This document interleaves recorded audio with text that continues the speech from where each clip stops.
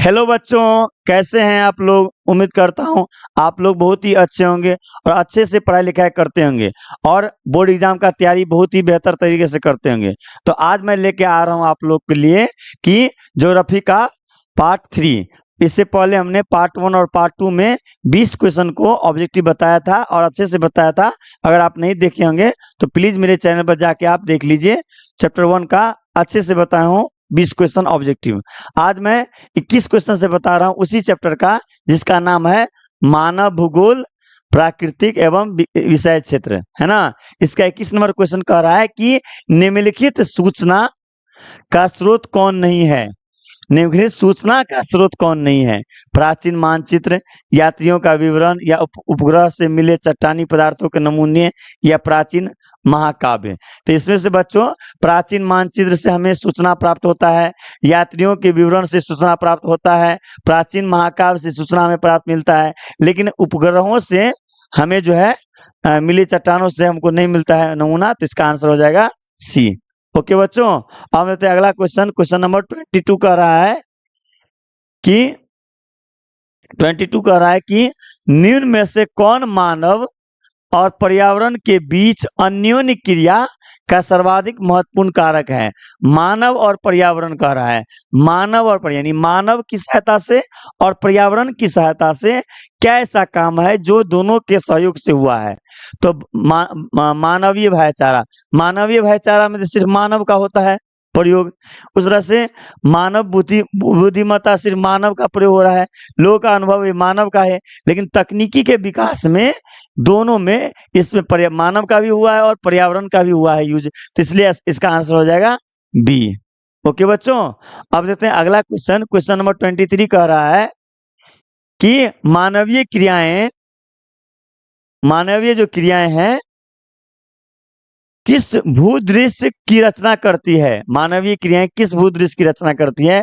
प्राकृतिक की, सांस्कृतिक या राजनीतिक या आर्थिक की। तो मानवीय जो क्रियाएं हैं वो सांस्कृतिक की करती है। तो इसका आंसर हो जाएगा बी।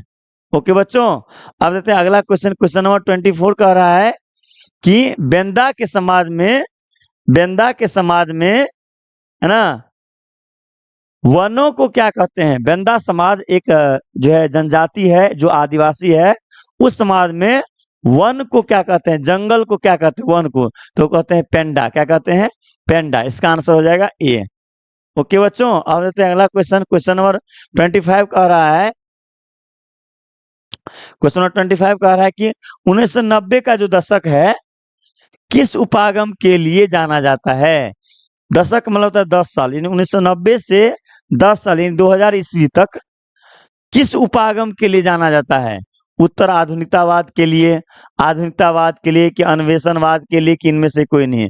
तो उत्तर आधुनिकतावाद के लिए जो है 1990 का जो दशक है वो जाना जाता है। तो इसका आंसर हो जाएगा ए। ओके बच्चों, अब देखते हैं अगला क्वेश्चन। अगला क्वेश्चन कह रहा है 26 नंबर कि मानव भूगोल में क्षेत्रीय जो विभेदन है मानव भूगोल में उसका उपागम कब तक प्रचलित रहा। 1920 के दशक तक रहा कि 1930 के दशक तक रहा कि 1940 के कि 1950 के। तो इसका आंसर हो जाएगा 1930 के दशक तक जो है इसका जो है प्रचलित रहा। तो इसका आंसर हो जाएगा बी।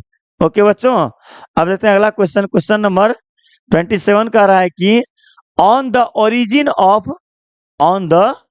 ओरिजिन ऑफ स्पीसीज नामक पुस्तक के लेखक कौन है। On the origin of species, है ना। तो इसके है चार्ल्स डार्विन है इसका आंसर। इसका आंसर हो जाएगा ए। तो ये चार्ल्स डार्विन ने जो है ये लिखा था on the origin of species. Okay बच्चों, अब देखते हैं अगला क्वेश्चन। क्वेश्चन नंबर 28 कह रहा है कि प्रत्यक्षवाद के समर्थक कौन थे। प्रत्यक्षवाद जो सिद्धांत आया था, है ना, विचारधारा आया था, उसके समर्थक यानी देने वाला कौन था, है ना। तो इसका आंसर हो जाएगा विलियम हंग की, विलियम वंग की, डॉक्टर स्मिथ की, हमबोल्ट।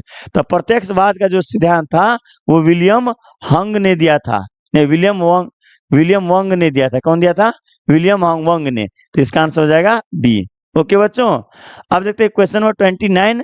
क्वेश्चन नंबर 29 कह रहा है कि मानवीय इतिहास पर है ना, मानवीय इतिहास पर जो है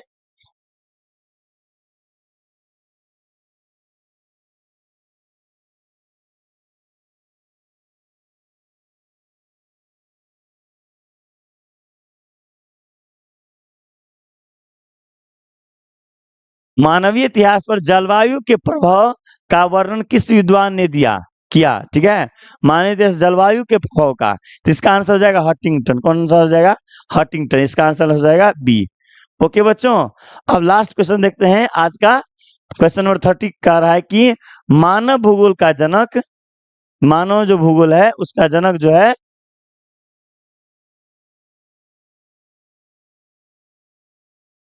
मानव भूगोल का जनक किसे कहा जाता है? किसे मानव भूगोल किसने जाना है?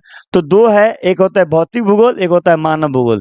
तो अगर भौतिक भूगोल का अगर जनक पूछेगा तो हमबोल्ट होगा। क्या होगा? हमबोल्ट। लेकिन अगर मानव भूगोल का जनक अगर पूछेगा तो फ्रेडरिक रेटजेल होगा आंसर। इसका बी हो जाएगा आंसर। ठीक है, तो इसका मतलब है कि आप जो है यहाँ तक आप समझ गए होंगे। अगर अच्छा लगा तो प्लीज वीडियो को लाइक, शेयर और सब्सक्राइब कीजिएगा। Thank you.